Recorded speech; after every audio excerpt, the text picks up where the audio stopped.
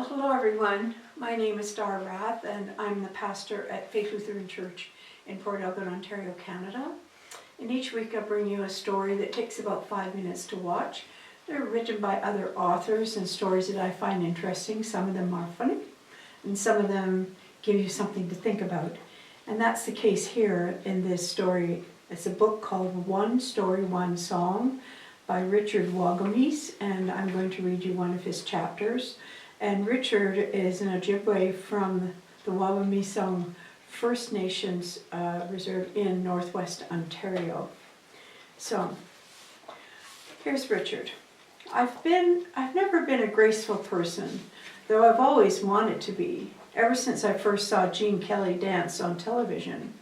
I craved the gift of fluid motion. In the years since, I've watched Gregory Hines tap dance, Mikhail Marishnikov leap, and Karen Kane float.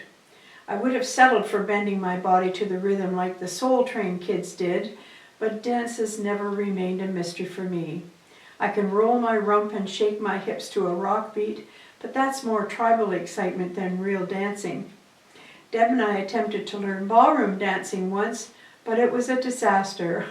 I was so busy trying to remember where my feet went that I was incapable of anything else. I couldn't keep my arms in position because I was concentrating so hard on counting out the time. It worked much better for us when she led, and I settled for being pushed around in the right direction. As a young man, I came closer to being graceful as a baseball field. I could read the path of a ball off the bat from center field, and my running catches were often spectacular. At shortstop, I could whirl and fire the ball across the infield like nobody's business. But when the cleats were off and the dancing shoes went on for the last night of weekend tournaments, I regressed to hopeless floundering. One afternoon in the summer of 1989, my friend Elder Jack Calloway and I were walking through the foothills outside of Calgary. It was medicine time and we were scouting sweetgrass to gather for the ceremony. There was never a lot of conversation between us when we were out on the land. Jack believed that moving in silence was the best way to hear the land speaking to you. So we were content just to walk and allow our senses to become attuned. As we topped a small rise, we watched an eagle soar across a wide expanse of bush. I felt honored to witness the display of its strength and grace. That's how I wanted to be, I told Jack.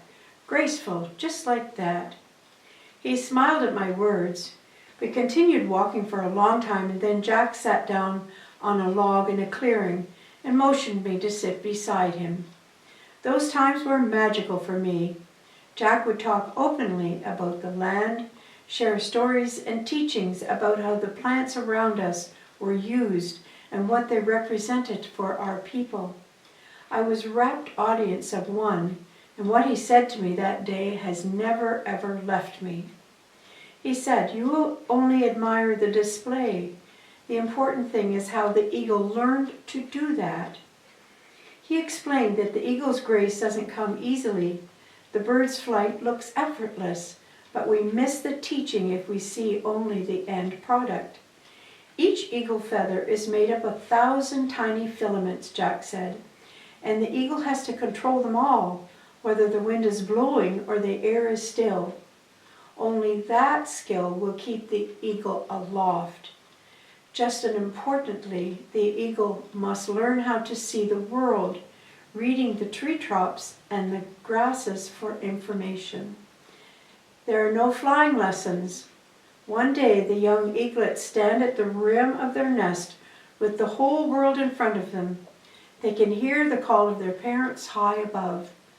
To fulfill their destiny and become who they were created to be, each of them must make that first frightening jump test, the ability to fly. The lesson for us in the eagle's first leap concern courage and faith. All of us need courage and faith to soar. Uncovering your gifts is a spiritual process. That's what an eagle in magnificent flight can remind us of. It isn't easy to be graceful. You must learn to really see the world and negotiate it, and that takes humility. Practicing with courage will allow us to develop faith, the abiding knowledge that we are blessed. Full of grace, graceful. Degree by degree over the years, I've tried to practice the eagle's teaching in my life. I still can't dance, but I've learned that sometimes I can fly. This is the most beautifully written story about the eagle, and especially its first flight. And sometimes we can fly. Thank you, Richard Wagamese, for this wonderful story. Thanks for taking 5, and blessings on your day.